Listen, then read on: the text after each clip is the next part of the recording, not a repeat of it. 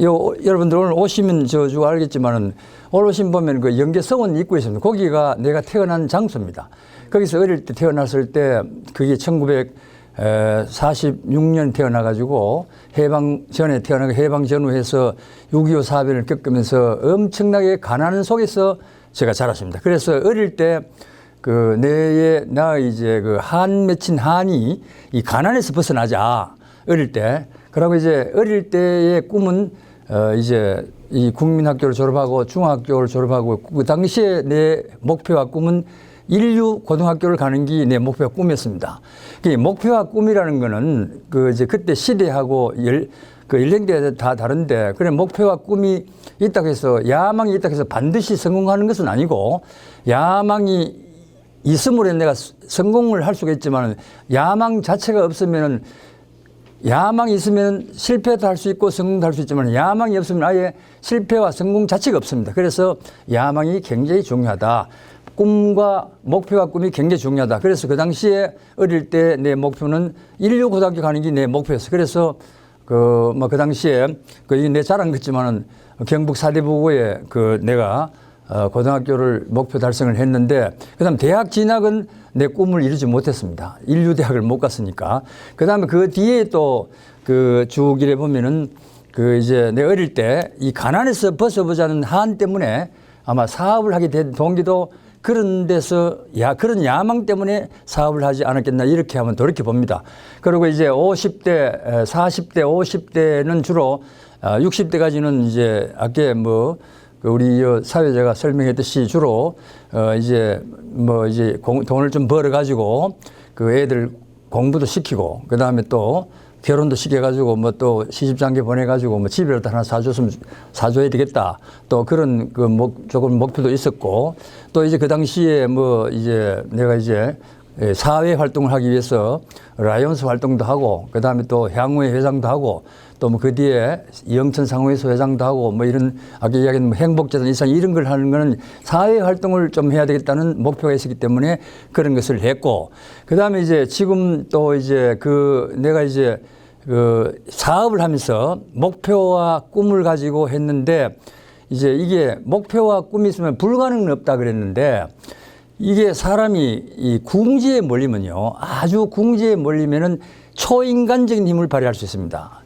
한 예를 들면은, 1993년도로 내가 기억을 하는데 지금부터 그건 한 30년 전쯤 되죠. 그 당시에 내가 하고 있는 사업이 기저귀 쪽에 비통기 필름이라 가지고 기저귀 쪽에 유한 킴블리하고 이런 데 우리가 납품을 했는데 갑자기 그 당시에 이 대기업인 이 상장회사인 모 회사에서 일본 기술을 가져와 가지고 지금 우리가 하고 있는 이 통생 필름을 개발을 해 가지고 갑자기 우리가 하고 있는 유한 킴블리나 이런 국내 기저귀 생리대에 처음 나왔을 때 그걸 공급하던 그 아이템이 죽어버리고 새로운 아이템을 하게끔 됐는데 그 당시에 그 상장 회사가 일본 기계 일본 기술을 가져와 가지고 그게 그 당시 돈으로 200억을 투자해 가지고 그걸 제품을 만드니까 우리 거래소에서 이제 앞으로 우리 한 2, 3년 내로 지금 현재 쓰고 있는 그 종류를 안 쓰고 통생 필름을 쓰겠다고 이제 이야기를 하니까 우리는 비상이 걸렸습니다. 이제 회사가 이거는 외형이 줄고 늘고가 아니고 이제 회사가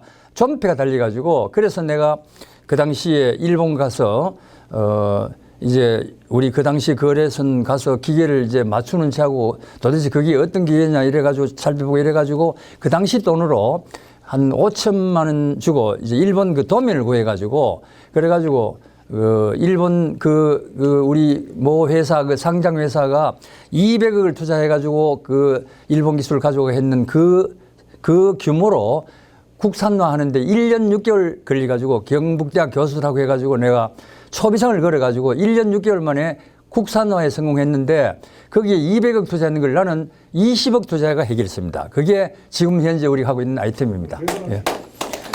그래서 이제 그게 궁지에 몰리면은 초인간적인 힘을 발휘할 수 있다. 이게 아까 말씀드렸듯이 목표와 꿈이 있으면은 해결해야 할 수 있는 역량이 생길 수 있다. 그게 바로 불가능은 없다 하는 말이 바로 그런 건데, 그 나폴레옹이 불가능은 없다 하는 그 말을 왜 했느냐 하면은 나폴레옹이 그 프랑스 사람인데 그 인근의 유럽 전 국가를 가는 곳마다 전승해가지고 전승을 해가지고 유럽을 통일했다고요. 유럽을. 그래서 그 나폴레옹이 내 사전에는 불가능은 없다 하는 그런 말을 남겼습니다. 그래서 오늘 이제 내가 이제 말씀드리는 거는 이러한 역사적인 인물을 또 본받을 뿐만 아니라 내가 지금까지 살아오면서 했는 역할 중에 아까 어릴 때는 인류 고등학교 가는 게 목표였는데 그 뒤로는 이제 그런 목표를 쭉 했는데 제가 이제 오늘 이제 내가 이제 사업을 하면서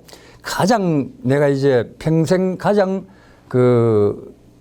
본받고 싶은 인물이 있었습니다. 그 인물이 이제 한 분은 박정희 대통령, 또 한 분은 바로 여기에 서원을 지난 한송계 선생님, 제 할아버지입니다. 이 두 분을 내가 본받고 싶었는 인물인데 마음의 스승입니다. 스승인데 왜 그런 분을 내가 본받고 싶었느냐 하면은 조금 아까 이야기했듯이 내가 어릴 때 가난해서 했는데 우선 이제 우리 박정희 대통령을 내가 본받고 싶었다는 이야기는 무슨 이야기냐 하면은 이제 좀 이야기를 하자면은 이 목표와 꿈이 내가 볼 때는 아까 나폴레옹도 이야기했고 쭉 했지만은 가장 목표와 꿈이 확실했던 분이 아까 박정희 대통령하고 우리 철학이 확실했던 분이 바로 송계 선생이다, 이런 생각이 들었습니다. 왜냐하면은 박정희 대통령은 여러분들 알다시피 조국 근대화라는 슬로건을 걸고 내 일생 조국과 민족을 위하여 하는 그런 슬로건을 걸고 확고한 철학이 있어요. 그건 우리도 한번 잘 살아보자는 그런 확고한 철학을 바탕으로 해가지고 그 목표를 세웠다는 겁니다. 그래서 이제 마지막에 결국은 그 목표를 달성해가지고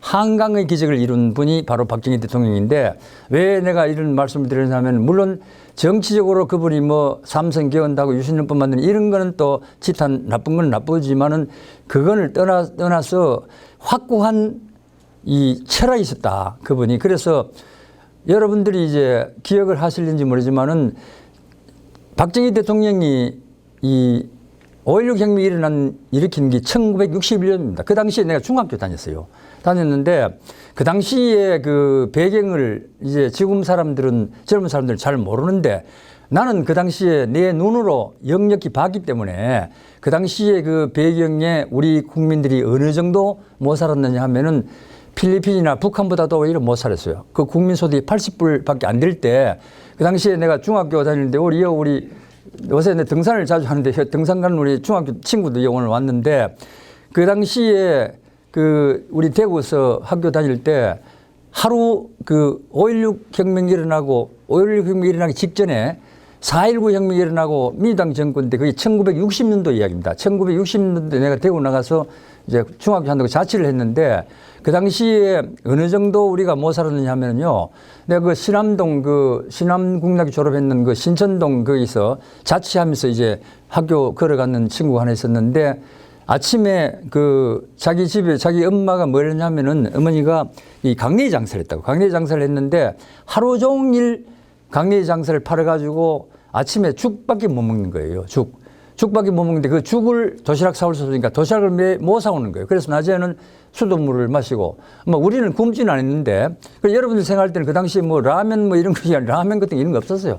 없었고, 우리 젊은 사람들 남한 사람들은 이해를 하는데 젊은 사람들은 그 무슨 말인지 그 라면 같은 이런 거 있었는 것도 아니고, 오직 밥밖에 살 이거만 할 때인데, 그렇게 못 살 때 이 5.16 혁명이 그 이듬해 일어났는데, 4.19 혁명이 일어나고 난 뒤에는 4.19가 이제 학생들의 힘에 해가지고 이 정권을 잡으니까 힘을 못 해가지고 맥을 못 줄 때 그 당시에 일어난 게 5.16 혁명인데 5.16 혁명이 일어나가지고 이제 혁명 공약 내세우면서 이제 경제개발 1차 경제개발 계획, 2차 경제개발, 3차 경제개발 계획을 세우는데 이분의 박정희 대통령의 목표와 꿈은 조국 근대화라는 목표가 확실하기 때문에 조국 근대화를 하려고 그러면 계획을 세야 됩니다.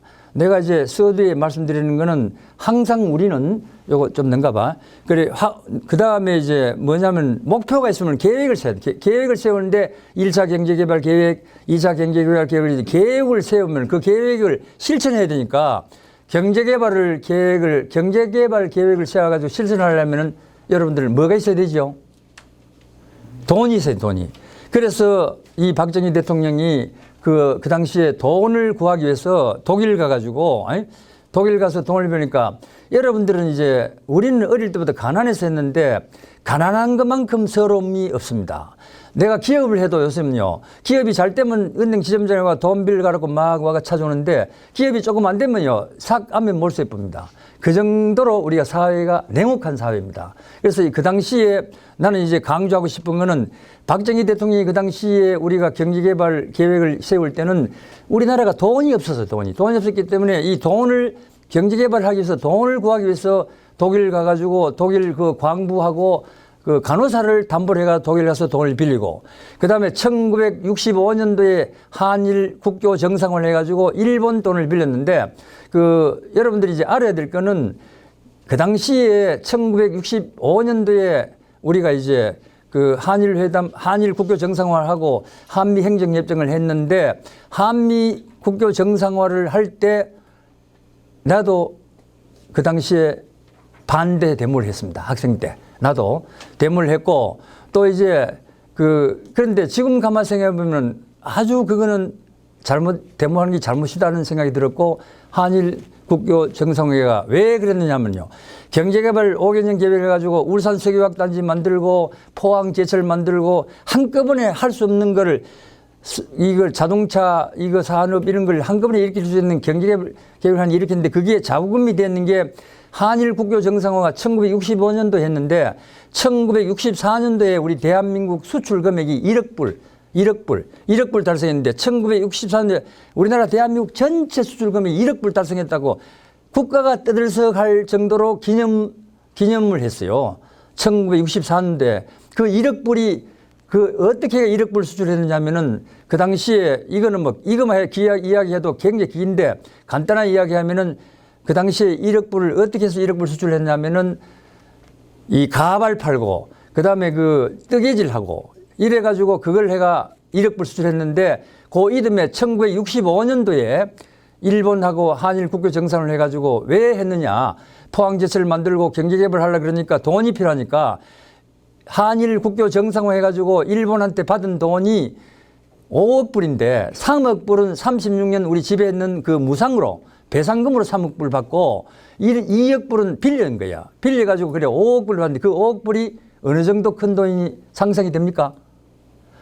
그 전해 64년도에 대한민국 전체 수출 금액이 1억 불밖에 안 될 때 그 이듬해에 일본하고 국교 정상을 해가 5억 불을 자금을 확보해. 그 돈을 가지고 울산 석유화학단지 만들고 포항제철 만들고 했는 이런 지도자입니다. 바로 박정희 대통령이 그런 지도자. 그런데 지금 우리가 이제 지금 비교를 하면요. 지금 이 시대하고 비교를 하면 안 돼요. 그 시대의 그런 환경에서 여러분들 우리가 이 가정생활을 하는데도 못 사는 사람이요. 1,000만 원 모으는 건 엄청나게 어렵습니다.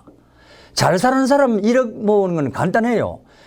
재벌이 1억 버는 건 간단한데 못 사는 사람 1,000만 원 모으는 건 엄청나게 어렵다. 왜 그러냐. 기본적으로 내가 봉급을 받고 먹고 살고 나는데 남는 걸 저축해야 되니까 이 시대에 경부고속도로 하나 놓는 거는요. 박정희 대통령이 경부고속도로 놓는 거는 지금 경부고속도로 100개 놓는 것보다 더 어렵다고 보면 돼요. 그런 위대한 업적을 남긴 박정희 대통령인데 이게 뭐냐면은 바로 아까 설명했듯이 목표와 꿈이 확실했다. 그래서 조국 근대화라는 이 목표와 꿈이 확실했기 때문에 그런 업적을 남길 수 있는데 그런 걸 하려고 그러다 보니까 이제 우리가 이제 자금이 필요해가지고 그런 역할을 했다는 이야기를 말씀드리고 왜 내가 이런 말씀드렸냐면요. 내가 우리 대학교 다닐 때요. 경제학 교수들이 들어와가지고 뭐라고 강의를 했느냐면요. 이 나라가 큰일 났다. 군인들이 정권을 잡아가지고 외국 돈을 막 빌리가 경제를 이렇게 하는데 이거 우리가 외국 돈 자꾸 빌리가 경제 이렇게 다가는 우리가 외국의 경제 속국이 된다. 이렇게 강의를 했다. 경제학 교수라는 사람이 그러니까 하나도 안 맞아요. 그게 안 그래서 미래에 대한 통찰력과, 그 다음에 이제 안목, 그 다음에 리더십, 그 다음에 추진력, 이런 걸 갖춘 지도자가 바로 박정희 대통령이지 않느냐. 그래서 그 18년 짧은 시간에 엄청난 업적을 남길 수 있었던 것도, 그 당시에 했던 업적은 지금 댐 막고 뭐 산림 녹화 이거 이야기하면 수도 없습니다. 했는 업적이. 전부 다 업적 자체가 뭐 통일벽부터 시작해가 이게 전부 50년, 100년을 내다보고 업적을 남긴 분이 바로 박정희 대통령이다. 이걸 내가 오늘 좀 강조하는 거는, 내가 이제 이걸 강조하는 거는 뭐 박정희 대통령이 PR을 하려고 그런 게 아니고, 바로 목표와 꿈이 있으면은 한강의 기적을 이루었다. 박정희 대통령이 목표와 꿈이 확실했기 때문에 한강의 기적을 이뤘다는 걸 내가 오늘 강조하려고 말씀드리는데, 그 당시에 내가 이제 기억나는 거는 물 한잔가 올래? 그래. 박정희 대통령의 내가 이제 대학교 다닐 때 이야기인데, 어느 정도 우리가 그 당시에 한일 국교 정상화뿐만 아니고 또 한미 행정협정을 맺었어요. 한미 행정협정이라는 게 뭔가 하면은, 그 당시에는 옛날에 자유당 때 이제 해방 후에 미군정화에 있을 때 미군들이 여기 있는 미군들이 치외법권을 냈어요. 외교관하고. 그래서 미군들은 여기서 우리나라 한국 사람 죽여도 처벌을 여기서 못 받고 미국 가서 재판을 받는 거예요. 그러니까 그거를 갖다가 미국하고 우리하고 한미 행정협정을 맺은 게 이제 박정희 대통령인데, 그래 이제 그 당시에 내가 한 강의 시간에 그 당시에 박종성 박사라고 이제 국제법 박사인데, 법학 박사인데, 강의 시간에 와가 들은 이야기를 내가 하자면은, 그분이 뭐냐면은 박정희 대통령은 정치를 어떻게 했느냐 하면은요, 그 당시에는 막뇨 조직하고 개선 조직인데, 막뇨 조직은 청와대 조직이고 개선 조직은 국무총리나 장관입니다. 그래서 막뇨 조직은 예를 들어 강요가 청와대에 경제수석 비서관이 있는 것 같으면은 이쪽에 경제개혁 장관이 있고, 이제 외교 담당 특별 비서관이 있는 것 같으면 외무부 장관이 있고, 이래서 막뇨 조직하고 개선 조직이 항상 알력이 생기는데, 그거를 조정하는 데는 박정희 대통령은 젊기 때문에 박정희 대통령이 공부를 하는데 반드시 한 분야의 전문 교수나 세계적인 권위자를 갖다가 고문을 앉혀가지고, 그래서 이제 예를 들어가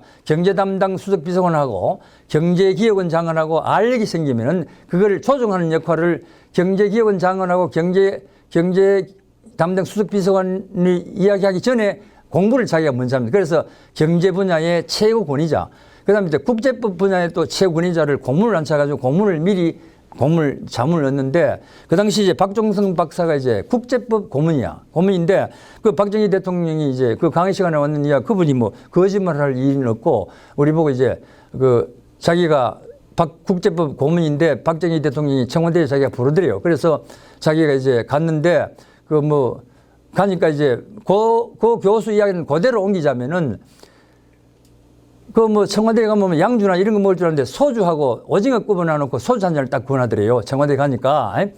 그래서 박정희 대통령이 아마 독주를 좋아했는가 봐요. 그래서 소주를 딱 한잔 하면서 이제 긴장을 한 거죠. 왜 국가 원수가 나를 불렀을 때는 이 소주 먹자고 부르지는 않았을 건데 뭘 때문에 불렀는지 이제 궁금했는데, 그 당시에 뭐 때문에 불렀느냐 하면은 미국 가서 행정협정을 맺는데, 그 당시에 미국 대통령이 존슨 대통령이에요. 존슨 대통령이 하는데 이렇게 회담을 하다가 이제 미국 존슨 대통령이 이제 양쪽 배석일에 앉혀가지고 회담을 하는데, 존슨 대통령이 이제 박정희 대통령 보고 잠깐 산책을 좀 하자 이래가지고 회담 중에 산책을 하면서 존슨 대통령이 뭘 제의했느냐면은 서독하고 미국하고 행정협정이 맺은 게 있는데, 이걸 한국하고 우리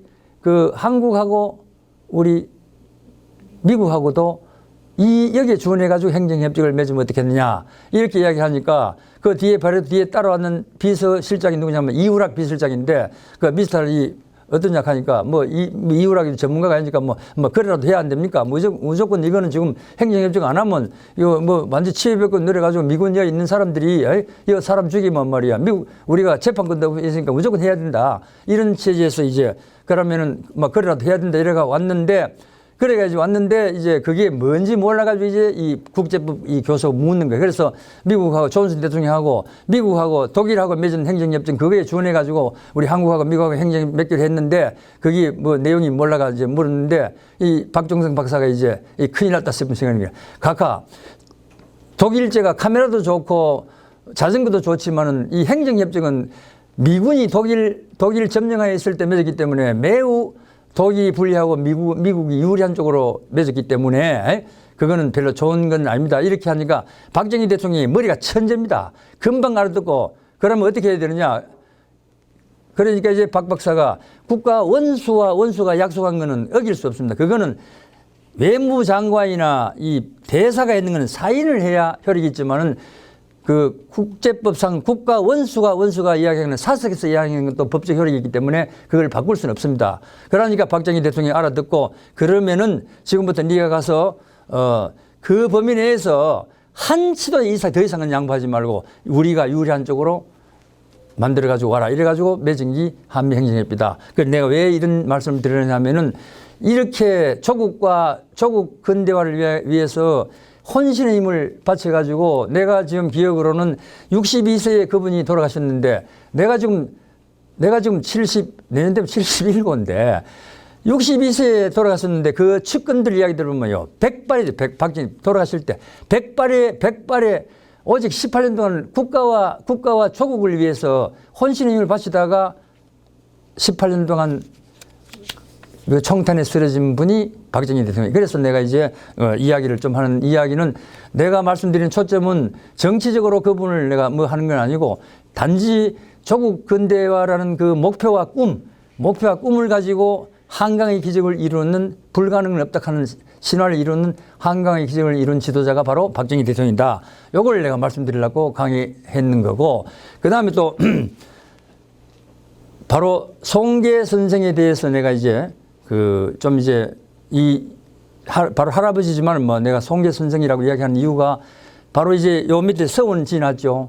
그 다음에 여기 이제 옥정원이 지났는데 그 내가 이제 아까 목표와 꿈이 이제 지금 목표와 꿈이 있지만은 그 당시에 내가 한 50살쯤 됐을 때 내 목표의 꿈 중에 하나가 이 서원 건립하는 게 왜 여기 서원을 내가 건립하는 목표가 그 당시에 꿈과 목표를 적었느냐 하면은 저희 어른이 돌아갔을 때 내가 군대에서 돌아가셨는데 그 당시에 가난해서 그 당시에 그 할아버지 제자들분들이 살아 계실 때인데 돈이 없어서 이 서당이 있었는데 서당이 아주 초라했어요. 바로 지금 지금 앞에 유업이 있는 그 자리에 서당이 있었는데 그때 거기에 내가 자라났는데 그 서당이 아주 초라했는데 그거를 건물 뜯고 새로 지어야 되는데 돈이 없어가지고 그 당시에 한학자들은요 원래 돈이 없습니다. 특히 또 한문 배우는 사람들은 돈이 없어요. 가난에 한이 맺혀가지고 그거를 돌아가실 때까지 그걸 꿈을 못 이룬 거예요. 그래 그거를 내가 이루어야 되겠다 해서 만든 게 이게 이 서원입니다. 그러니까 집에 아버지의 유지를 받들어 가지고 나는 이걸 해야 되겠다. 그게 목표였어. 그래서 만든 게 지금 현재 인성교육관 이것도 내가 시에다가 이야기를 해가지고 이 사실 여기 땅도 기부 체납하고 내가 돈 3억을 기부 체납해가 도비 시부해가지고 인성교육관을 그래서 여기 바로 뭐냐면 목표와 꿈이 있었기 때문에 이런 걸 할 수 있었다. 이걸 내가 말씀드리고 그다음에 송계 선생에 대한 그 이야기를 하자면 또 역시 송계 선생도 목표와 꿈이 확실한 선비예요. 그 목표와 꿈이 목표가 뭐냐? 바로 바르게 살고 어렵게 살아야 된다. 그리고 이제 당파와 학파를 초월한다는 이 목표가 확실한 선비예요. 그래서 조선시대가 뭐냐면 당파 싸움 때문에 노론 소론하고 다퉈가지고 지금도 보면은 정치하는 사람들이 자기 당 하는 일은 옳고 상대 당이 하는 일은 옳은 것도 나쁘다 해보고 자기 당 하는 일은 아닌 것도 맞다 해보고 이러잖아요. 이게 이제 정치하는 사람들의 생태인데 조선시대 내내 이제 당파 싸움에 휩쓸려가지고 하는데 그 다음에 당파 싸움하고 또 학파 대립이 있었는데 바로 송계 할아버지께서는 송계 선생께서는 학파와 당파를 있어서는 안 된다. 그리고 이제 일제강점기가 되다 보니까 그 교육 목표가 이 일본에 대한 그 부당함을 강조하고 그다음에 평생 교육의 목표가 바르게 살고 어렵게 사는 그게 목표지 그 이외에 무슨 글자 좀 더 가르치고 뭐 글 잘 쓰고 책 쓰고 뭐 이걸 목표로 하시지 않았기 때문에 조선말 마지막 선비로서는 그 당시에 일제강점기에 이 군이 영천, 화산 이 일대 그 당시에 지금 살아계시면 집에 어른 사람 120살쯤 되는데 그 어른들이 살아계실 때는 한송계 선생거라면은 군이 의성, 청통 이 영천 이 일대는 한송계 선생 그런 유명한 큰 선비였기 때문에 이 서운이 지어진 겁니다. 그래서 내가 이제 이것도 뭐냐면은 바로 교육의 목표가 확실했기 때문에 그럼 그 예를 들면은 당파와 학파를 초월해야 된다 그러는데 한송계 선생은 태어나신 데는 어디냐면은 신령현에서 태어났어요. 신령 가면 교전이라는데 교동이 있지 교동. 우리 조합장님 오셨는데 그 교동 그 이제 화성 일동이 교동이죠. 교동 거기서 태어나셨는데 그 당시에 교육을 하려 그러니까 3.1 운동이 일어나고 해가지고 그 당시에 신령국민학교가 막 들어설 그 무렵인데 이게 이제 일제시대가 옛날에 신령은 이제 현입니다, 현. 그래서 요새 가면 신령 가면 별관, 화관 가는 말 있잖아요. 그게 뭔가 하면은 일제시대에 거기에 그 신령이 일본들의 관가가 거기 있었기 때문에 거기서는 도저히 한문 교육을 할 수 없어가지고 가신 데가 저 멀리 보이는 화산, 지금 그 화산 유격장인데 그걸로 가셔가지고 한문을 가르쳤는데 거기 가서 가르치다 보니까 멀리서 이미 그 당시가 언제 올갔냐면 1918년도에 올가셨는데 1918년도에 올가서 그 한문을 가르치려고 그러니까 이제 워낙 큰 선비가 되니까 멀리 강원도에서까지도 안동, 의성 저 일대 강원도에서까지도 젊은이들이 글 배우러 막 수백 명이 화산벌에 몰리드니까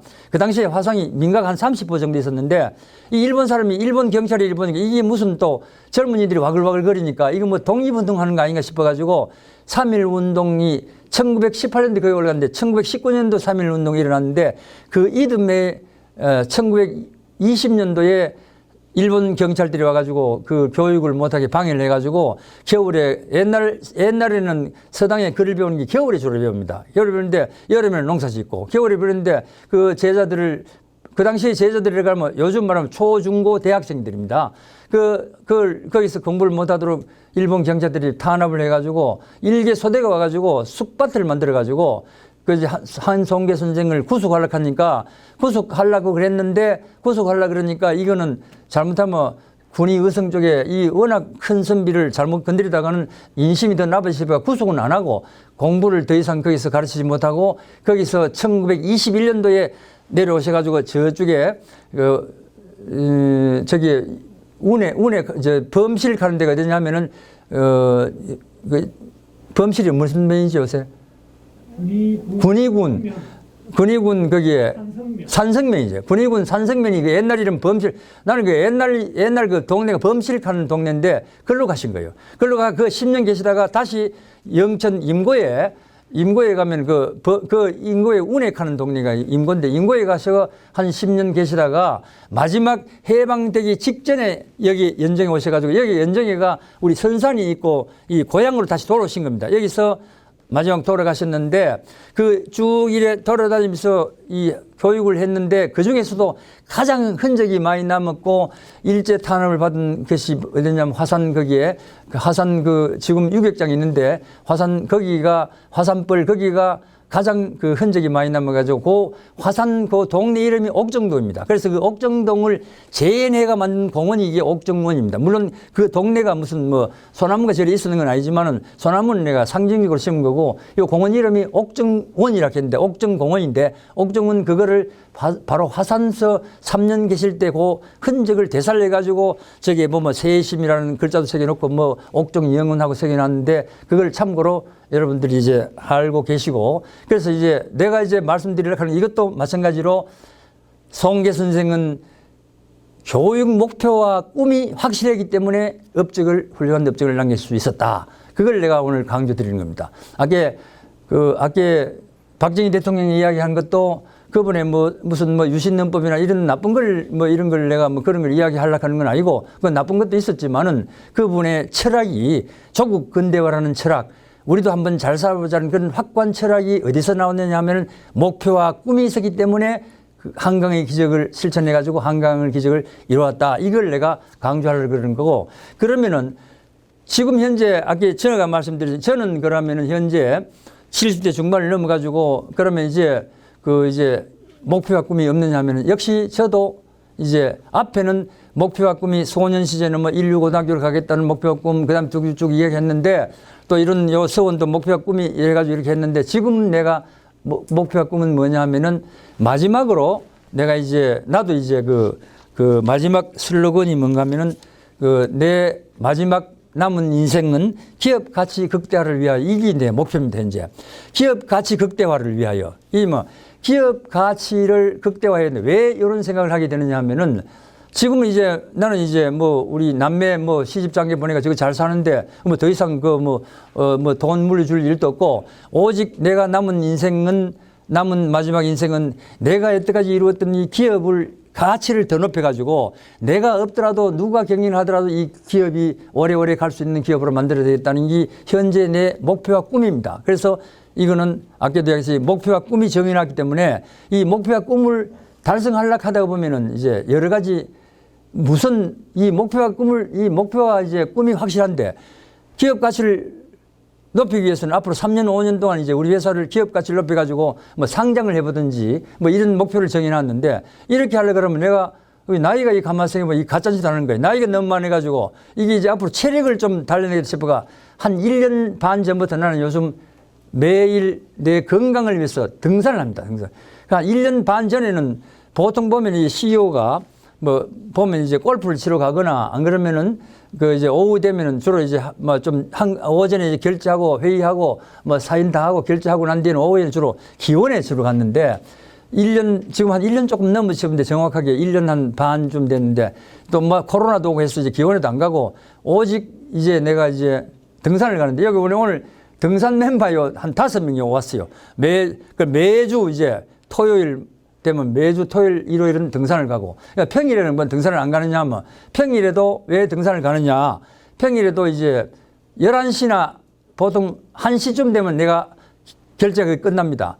그 다음 기업에도 훨씬 혼신의 힘을 기울이고, 그리고 요즘은 이제 이 휴대폰이 있기 때문에 옛날에는 우리가 처음 사업할 때는요, 전화기도 제대로 없어가지고 주인집 전화 하나 갖고 새 들어가지고 새 들은 사람 새집 공동을 쓰고 이런 시대에 살다가 지금은 이 전화가 이 휴대폰 이 자체가 이 휴대폰이 이동 사무실입니다. 이놈을 들고 가면요 어디든지 연락이 되고 산에 가서도 내가 전화를 받고 지시를 하고 또 급하면 내려올 수도 있고 하기 때문에 이동 사무실입니다. 굳이 사무실에 있다고 해가 업무를 보는 게 아니고 이놈을 들고 가면 산에 가면은 내 건강도 회복되고 또 이제 하루 종일 이제 한 3시간, 4시간 그러면 이제 하는데 일주일에 거짓말을 하나도 안 보태고 일주일에 이틀 정도는 등산을 가볍게 시내 이렇게 걷고 한 5일 정도는 골프 아니면은 등산입니다. 5일 정도 가는데 토요일은 대충 3시간, 4시간 걷고 평일에는 보통 한 2시간, 3시간 걷고 한 시대가 올라가도 한 2시간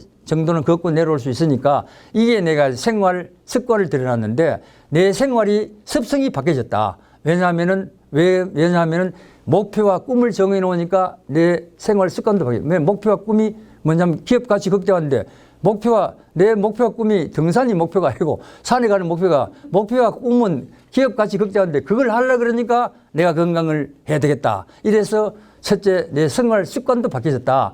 그 다음에 이제 기업 가치 극대화를 하는 이유는 우리 직원들한테도 내가 얘기했는데 내가 지금 현재 이 나이에 기업 가치를 올려가지고 무슨 돈을 많이 벌겠다는 이런 게 아니고 기업 가치는 뭐냐 하면은 기업이라는 거는 내 개인 사유물이 아니고 기업에 종사하는 모든 사람의 공유물이기 때문에 나는 물러나더라도 이 기업은 지금 우리 회사도 여기 30살 30대, 20대가 우리 회사 신입사원이 있는데 이 신입사원은 20년, 30년 근무할 수 있는 회사라야 그게 좋은 회사인데 그렇게 하려면 이 기업은 나는 나이가 들어가지고 물러나더라도 이 기업이 오래오래 가도록 할 거면 기업 가치를 높여야 되겠다. 그래서 경우에 따라서는 한 3년 내지도 5년 후에는 가치를 높이면은 상장도 될 수 있고 또 펀드에서 팔 수도 있고 이걸 내가 확고한 신념을 가지고 내가 이제 이 목표를 정해놓고 지금 한 1년 됐는데 앞으로 2022년, 23년, 24년 앞으로 3년 내지 늦어도 5년 내로 기업 가치를 극대화하는데 요 목표가 내가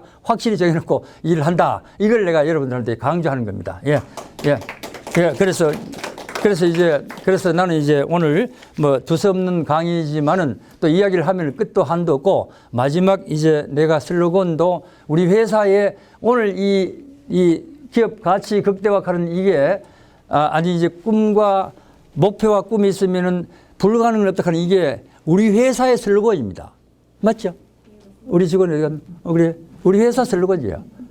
여기 별도로 우리 회사 슬로건을 여기 와가 옮겨다 이제 강의하는 겁니다. 그리고 그다음에 또 이제 내 개인 슬로건 뭐냐면은 이것도 이제 뭐 박정희 대통령이 내 일생 조국과 민족을 위하여 하는 그걸 약간 뻔딱지는 한다면은 내가 이제 나이가 많기 때문에 이런 말을 씁니다. 나이가 젊으면 뭐 이런 말을 쓸 필요 없는데